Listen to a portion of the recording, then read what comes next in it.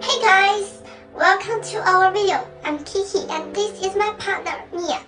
In this video, we're gonna introduce Zhong Nanshan, one of the most famous medical experts in the 21st century. He was graduated from Beijing Medical College in 1960. As an honorable great person, he has been working in the medical field for nearly 60 years. Zhong is not only a high-level medical professor, but also a good doctor in the patient's eyes. And this video has 3 parts. The first 2 parts are about his considerable contributions in the battle against SARS in 2003 and the battle against COVID-19 in 2020. The third part is about something you may don't know about him. So, let's get started.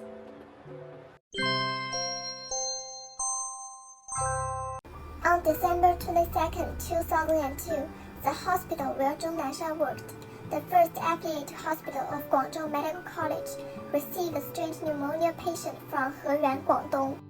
Just 2 days later, 8 medical workers who had treated the patient were all infected. And later in the spring of 2003, the SARS epidemic broke out in China. When the threat of epidemic caused great social panic, Zhong stood out and offered to receive all the serious ills. At that time, no one really knew much about the virus, and most of people had no defenses against disease. Dangerous as it was, Zhong worked day and night treating SARS patients. Through their hard work for several months, Zhong Nanshan and his workmates achieved remarkable results. Soon, the SARS epidemic was defeated. Years later, Liang Hedong, one of the severe SARS patients that year, who was treated by Zhong, was interviewed. In fact, he refused to be interviewed at first because he didn't want to recall the great pain of that time. However, after he knew that the interview would be used to tell the story of Zhong Nanshan, his attitude changed. In the interview, he said that Zhong saved him from death, and without Zhong, he wouldn't be here. Because of the severity of the illness, the hospital where he was first admitted abandoned his treatment.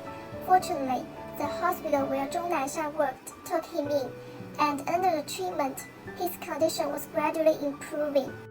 For many SARS patients at that time, Zhong Nanshan was their savior, and his existence gave them strong spiritual support. In 2020, when the coronavirus spread rapidly throughout the country, Zhong Nanshan, at the age of 84, stood out again. On the one hand, he reminded the public not to go to Wuhan when it was not necessary. On the other hand, he took the high-speed rail to Wuhan and rushed to the front line of the fight against the epidemic immediately. Zhong and his team analyzed the virus genetic code, provided clinical treatment options, and put forward one measure after another to prevent the outbreak. In order to manage the outbreak as soon as possible, he worked day and night. He appeared frequently in the media reports, telling people what had happened and what to do. His gray hairs and wrinkled face moved us all.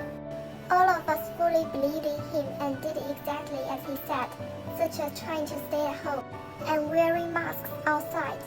In our perspective, he was an authority figure of the medical profession, and he was the person we trusted most. And we firmly believe that under Zhong's leadership, we would overcome the epidemic just like we had defeated SARS in 2003. Okay, now it's Mia's time. Mr. Zhong showed he is professional, serious, and responsible, but there was a hidden side to his life. Yep, he's a muscle man. He loves sports, and if work is not so busy, he does sport every day.